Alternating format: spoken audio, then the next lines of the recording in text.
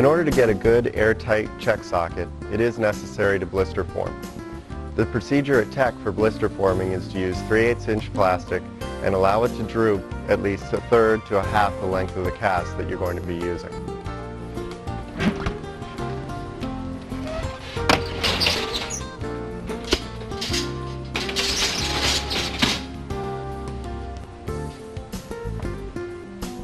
You want the plastic to droop on its own weight and push the plastic in from the sides while it's drooping. This will make sure that you get a nice thick socket proximally and don't thin it out. Once the plastic hits the frame, control your vacuum. Slowly work around the cast and make sure you don't get any wrinkles. Once you're sure you're not going to get any wrinkles, you can apply the vacuum fully. And that should give you a really good check socket. Once you've trimmed your socket out, we're going to place 4 small drops of adhesive on the plate.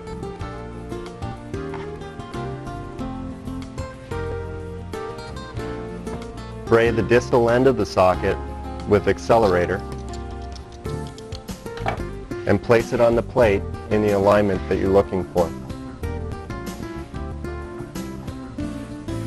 Once you've achieved the alignment that you need, spray the plate and the bottom of the socket with the accelerator to activate the glue.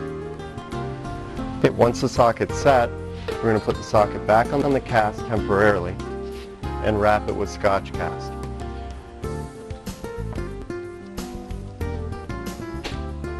You want to fill in the grooves underneath the plate to give the socket the most stability. And make sure that the Scotch cast gets wrapped into the groove of the plate as well.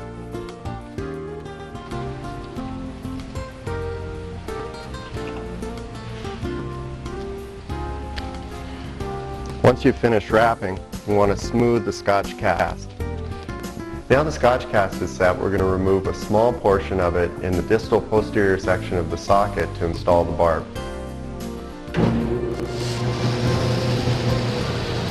It is necessary to remove the Scotch cast in this area, so when you install the barb, the Scotch cast doesn't allow air to leak into the socket. Now that we've exposed the socket, we're going to drill a hole in the posterior distal area with an 1/8 inch drill bit.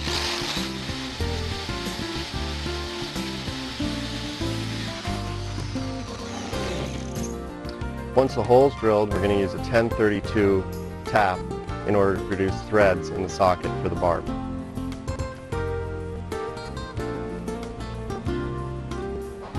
Now that you've drilled and tapped the socket, we're ready to put the barb in.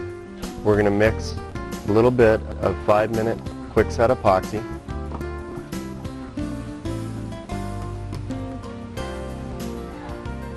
And coat the threads of the barb, making sure that we don't get any of the epoxy inside the hole, and plug the barb.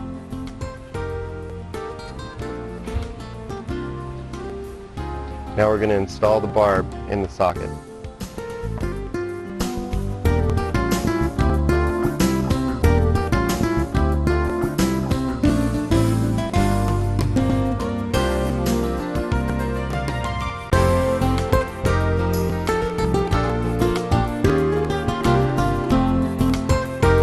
In order to reduce the leak rate of your definitive laminated socket, it is necessary to pull an 1/8 inch PET plastic over your cast.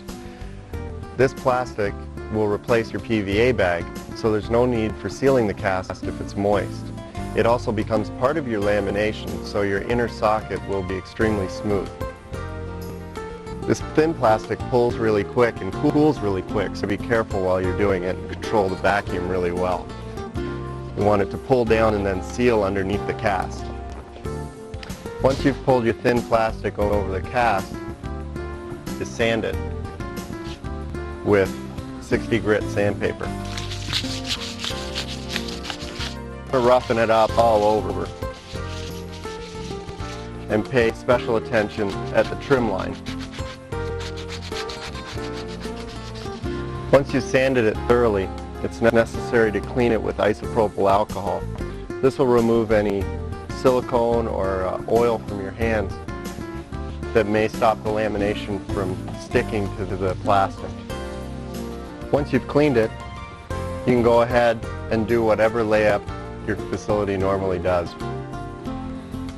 Now that your socket's laminated and your trim lines are smooth, we need to drill an 1/8 inch hole in the distal posterior section of the socket to install the stainless steel barb.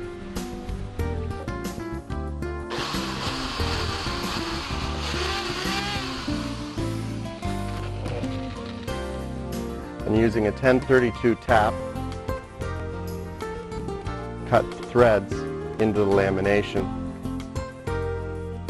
Okay, once your hole is drilled and your threads are tapped, mix a small amount of 90-second epoxy and place it on the threads of the stainless steel barb. Once you have the threads coated, turn it into the threads that you've cut into the laminated socket and let that set for 90 seconds.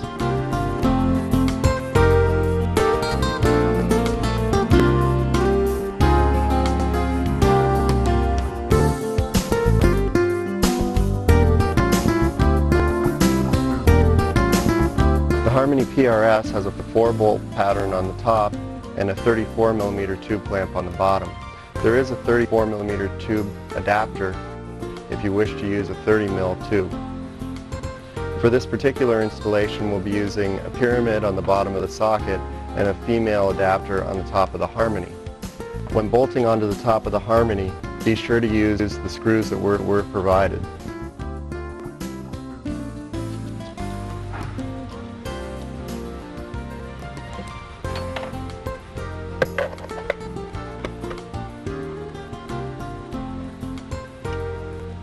Once you've done your measurement and cut your tube, you're ready for your final assembly. Once you've got your prostheses assembled, you can now attach your airline. Along with your Harmony, you received a length of tubing, as well as a check valve and a filter. The first thing we're going to assemble is the filter. Cut a 1 to 2 inch section of the tubing and insert it onto the barb and insert your filter.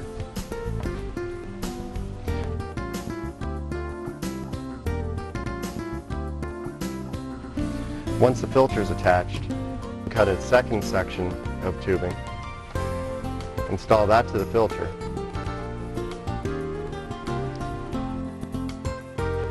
When you insert your valve, make sure that the black line is towards the socket.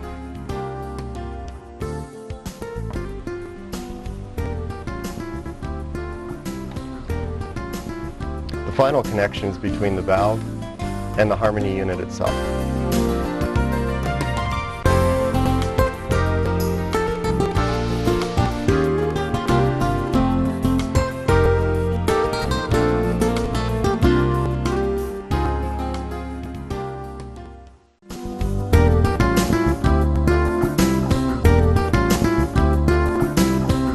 The Harmony PRS unit has only one adjustment, and that's the amount of air pressure inside the head.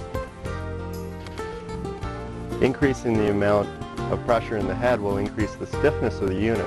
However, if you increase the stiffness of the unit, you'll decrease the stroke length, and it'll take longer for your patient to pump up. In order to adjust the pressure in the head, simply remove the cap screw from the air valve and install the pump. Once the pump is installed, it will register the amount of pressure in the head. The Harmony was designed to operate at 0 pounds per square inch. We recommend not exceeding 20 pounds per square inch. 5 pounds per square inch is a good place to start if your patient feels that it's too soft. After you've achieved the pressure that you wish, simply remove the pump and replace the cap.